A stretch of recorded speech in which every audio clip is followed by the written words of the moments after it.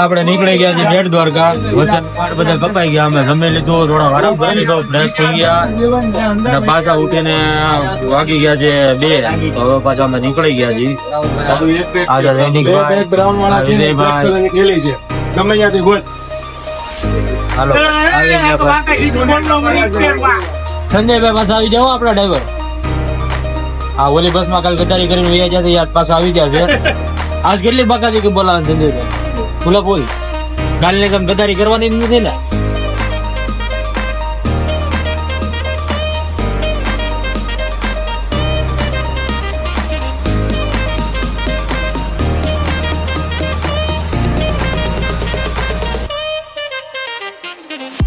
આપણે પહોંચી ગયા છીએ નાગેશ્વર. આપણે મહાદેવના દર્શન કરવી. હા, લાંબે સુધી લાઈન છે. આપણે ક્રોસ કરીને જવાનું છે મંદિરની અંદર.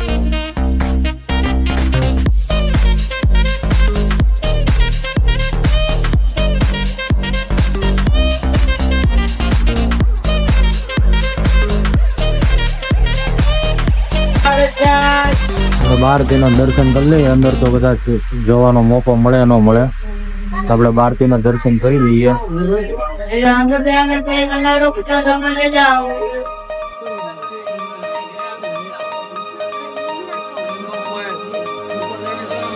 હવે આપણે અહીંયાથી નીકળીએ મંદિરમાંથી અને મંદિર છે ને મંદિરની પાછળ નદી છે. તળાવ જેવું કહી શકાય.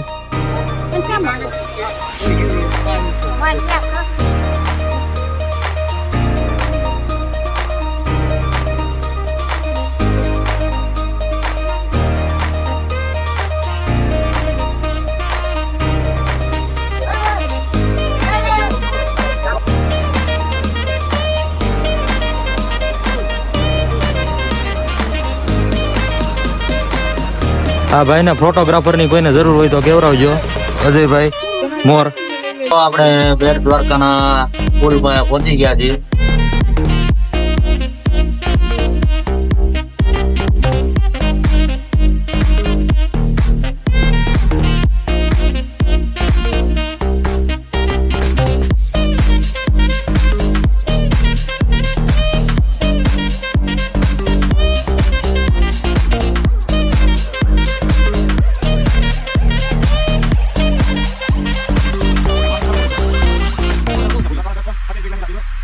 આપણે પહોંચી ગયા છીએ દ્વારકા. બધા બસ માંથી ઉતરી ગયા છે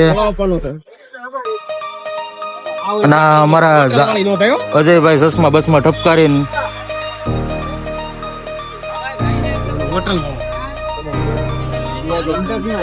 મિત્રો આપણે પહોંચી ગયા છીએ બેટ દ્વારકા. અહીંયા પણ મોબાઈલ અલાઉડ છે ને, ત્યાંનું પણ કઈ કવર નહીં કરી શકીએ. જ્યાં સુધી થશે ત્યાં સુધી આપણે કવર કરશું. અહીંયાની થોડીક શોપિંગ એરિયા છે, શોપિંગ સ્ટ્રીટ.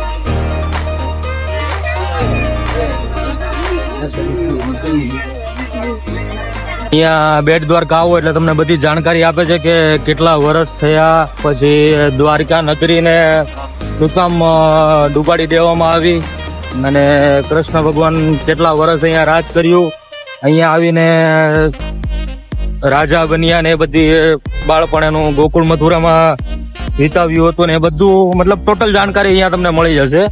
તો એકવાર વિઝિટ કરજો. જો તમે દ્વારકા આવતા હોય તો બેટ દ્વારકા આવવાનું ભૂલતા નહીં.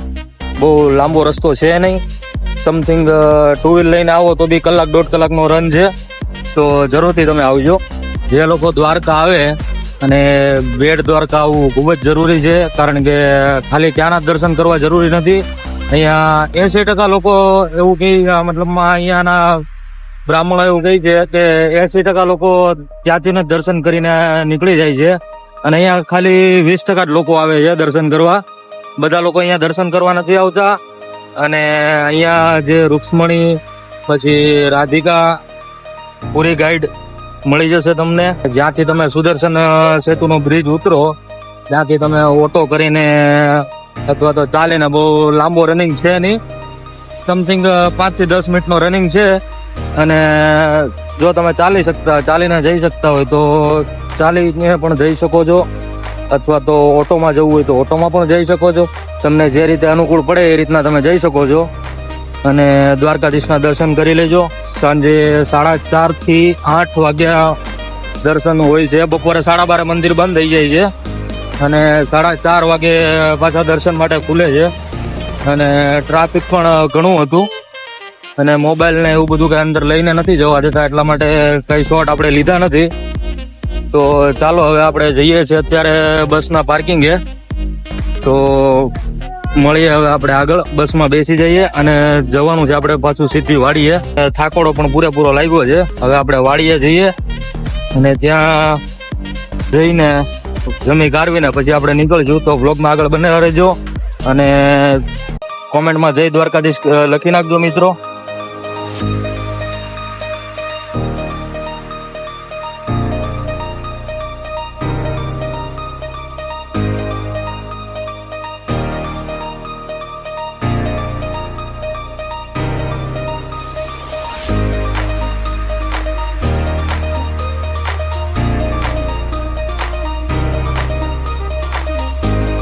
હોટલે પૂજી ગયા છીએ ને હવે અમે જમી આવીએ.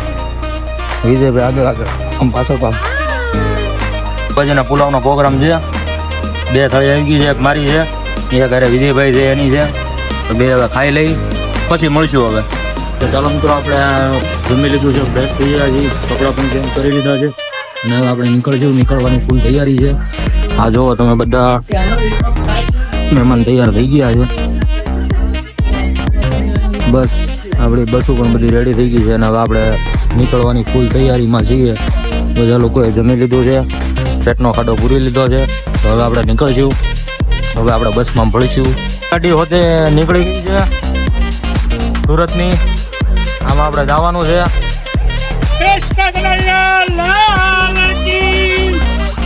હાલો હવે આપણે નીકળવાનો ફૂલ ટાઈમ થઈ ગયો છે. સંજયભાઈ ગાડીમાં બેસી ગયા. અહીંયા બધા ભાઈઓ બધા તૈયાર. મિત્રો હવે આપણે વાડીમાંથી રજા લઈએ. નીકળવાનો ફૂલ ટાઈમ થઈ ગયો છે.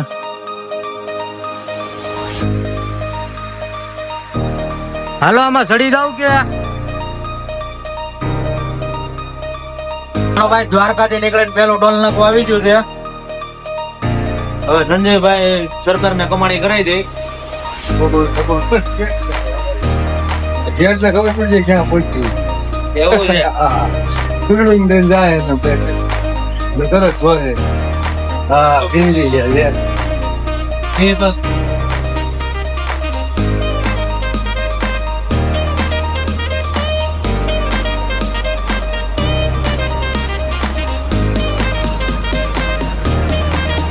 તો ભાઈ સરકાર અમારો વિડીયો જોતા હોય તો થોડીક ઓછી કમાણી કરજો. જો કે આ રસ્તો સારો છે એટલે આ રસ્તા બરોબર તો તમે સારી કમાણી કરો છો. ઓકે છે.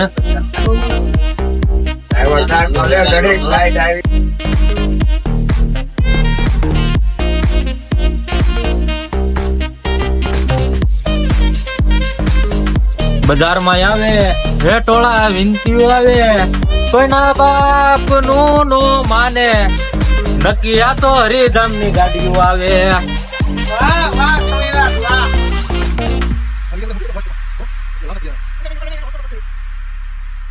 ડ્રાઈવર સાહેબ અમારા ચા પાણી પી લે. ચા પાણી નો હોલ્ડ ગીરો છે. ચા પાણી પીને પછી ચડાવીએ. હવે અમારા ભાઈ ચા પાણી પી લીધા છે. કોટી બોટી ચડાવી લીધી. ચડી ગઈ ને કોટી. હવે કેટલા 200 કિલોમીટર સુધી વાંધો નહીં આવે ને. આપણે હુઈ જઈએ છીએ. હવે જ્યાં નીંદર ઉઠશે નાનો શોટ જીદો આવશે. તો ભાઈ હવારમાં કાશી નીંદરમાં ઉઠાડ્યા છે અને ઉઠાડી સીધા ખાવા લઈ જઈએ. નાસ્તો કરવા આવ્યા છે. હજી ઉઠા જ છે મોટા કે ધોયા નથી. ધોઈ નાખી આપણે ધોઈ નાખ્યો. હા ભાઈ ધોઈ નાખ્યું છે. ક્યાંકથી એના પાણીનો બાટલો મળી ગયો તો અમે અંદર જઈને ધોવું. એમ મને શું છે, આ મંદિર છે જોઈ લો. મોટું ધોઈને ફ્રેશ થઈ હું નાસ્તો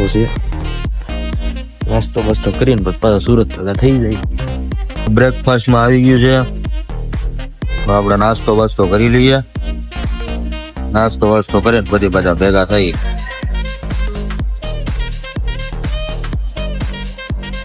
ઝાલાભાઈને ભૂખ લાગી ગઈ વધારે.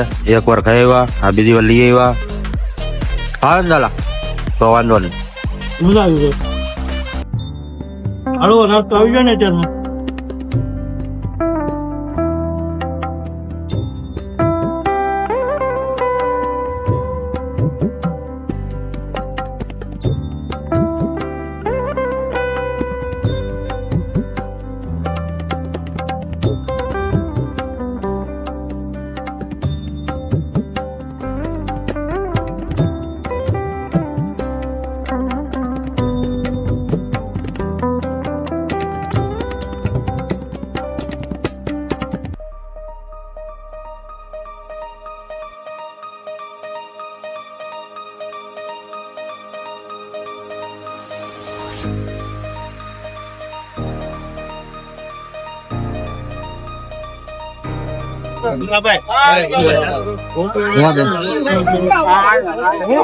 ઓહો ભાઈ, ગાડીને થોડી ગચી કાઢી છે. તું હાકડા પૂલ માં દે ગાડી લીવર કાપવાનો તું લીવર लीवर कैसे यार आगे लाइन चल रहा है उसके पीछे मैं चल रहा हूँ कैसे लाइन चल रहा है उसके पीछे तुम्हारा कई दिन आड़ा किया भैया तुम्हारा गाड़ी आड़ा किया नहीं भाई तुम्हारा नुकसान हुआ तो मैं भी बोल सकता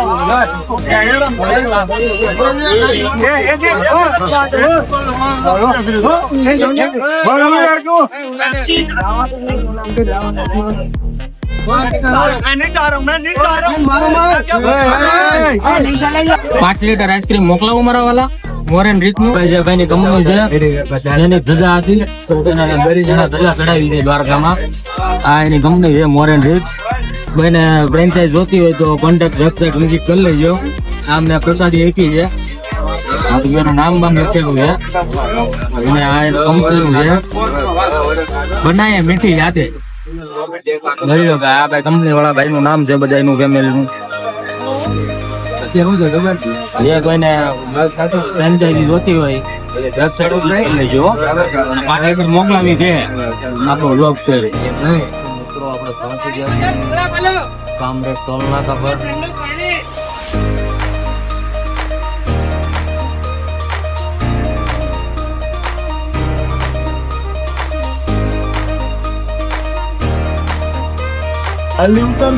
ચાલો ભાઈ ફટાફટ.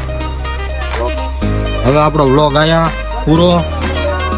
હાલો અંકુરભાઈ, આવજો ભાઈ. રામ રામ. મેળા ફરી પાછા. ચેનલને લાઈક કરી લેજો, ફોલો કરી લેજો, સબસ્ક્રાઇબ કરી લેજો. સનીભાઈને મળી જાય. હાલો ભાઈ, આપણે જ્યાં પૂગવાનું હતું ત્યાં પૂગી જાય છે. હવે આપણે મળશું બીજા નવા વ્લોગમાં. રોહિતભાઈ પૂગી જા ભાઈ. આજા નરવા આવી ગયો આપણું ઘર. હવે હા, રાજ આઈકોન આવી ગયું ભાઈ, રોહિતભાઈ નું ઘર. હવે આપણે મળશું ત્યાં બીજા મહેમાન ભાઈ અમારા આવી જા. અમારે ત્રીજા મહેમાન આવી જા. હવે અમે મળશું બીજા નવા બ્લોગમાં. લાઈક કરી લેજો, ફોલો કરી લેજો. કહી દો લાઈક કરો, ફોલો કરો, સબસ્ક્રાઇબ કરી દે. सब्सक्राइब करो હા ભાઈ, યાર સબસ્ક્રાઇબ કરો.